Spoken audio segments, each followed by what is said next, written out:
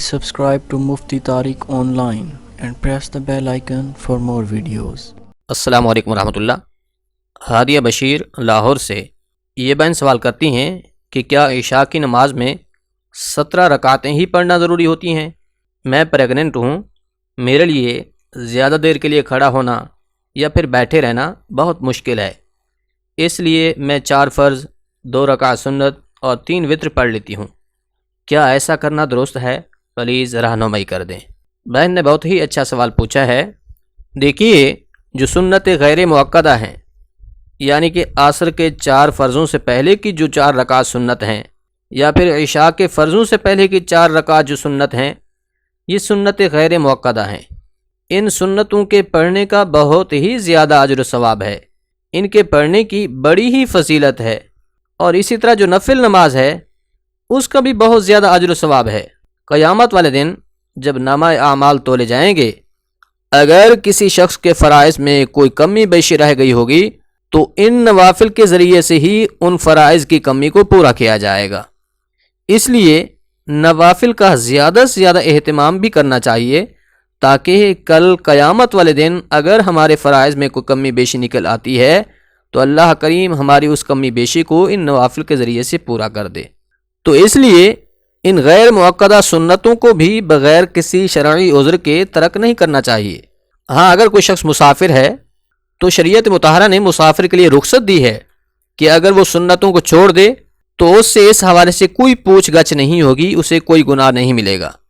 لیکن یاد رہے، یہ اس وقت ہے کہ جب مسافر سفر میں ہو اور پھر اسے یہ خطرہ بھی ہو کہ اگر میں سنت پڑھوں گا تو گاڑی چلی جائے گی، تو اس مسافر کے لیے شریعت کی طرف سے یہ رخصت ہے کہ اگر وہ فرائض و واجبات ادا کر لے، یعنی کہ 4 رکعت فرض اور 3 رکعت وتر پڑھ لے، سنت مؤکدہ کو بھی چھوڑ دے، تو تب بھی اسے کوئی گناہ نہیں ملے گا۔ لیکن بغیر کسی شرعی عذر کے سنت نماز کو ترک کرنا، سنت نماز کو چھوڑ دینا، یہ بھی ایک بہت بڑی غلطی ہے، اس سے بچنا چاہیے۔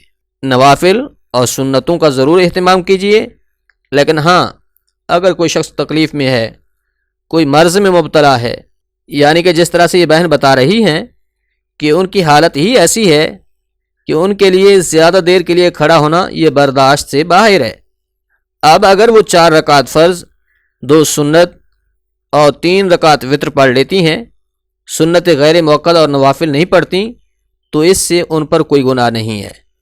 یاد رکھیے، نفل نماز کا الگ ثواب ہے، وہ آپ 2 ہی کیوں، چاہے تو 4 پڑھیں، 6، 8، 10، جتنا زیادہ ہو سکے اتنا ہی پڑھ سکتے ہیں۔ اگر آپ کے پاس ٹائم ہے، طاقت ہے، تو آپ زیادہ سے زیادہ نفل پڑھیے۔ اور پھر جو سنت غیر مؤکدہ ہے، یہ بھی نفل کے درجہ میں ہے، ان کو پڑھیں گے تو ثواب ملے گا، اگر نہیں پڑھیں گے تو کوئی گناہ بھی نہیں ہے۔ لیکن اگر وقت نہ ملے، یہ رہ جائیں، چھوٹ جائیں، تو پھر ان کے چھوٹ جانے پر کوئی گناہ بھی نہیں ملے گا۔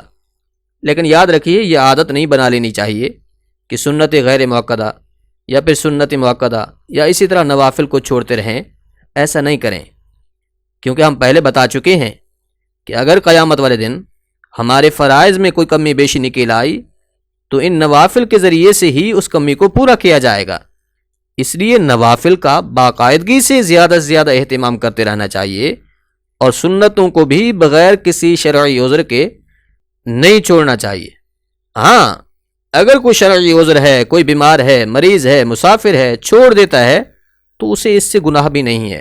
جیسے بہن نے بتایا کہ وہ 4 فرض، 2 سنت اور 3 رکعت وتر پڑھ رہی ہیں، تو یہ بھی درست ہے، انہیں سنت غیر مؤکدہ اور نوافل کے چھوڑنے پر کوئی گناہ نہیں ہے۔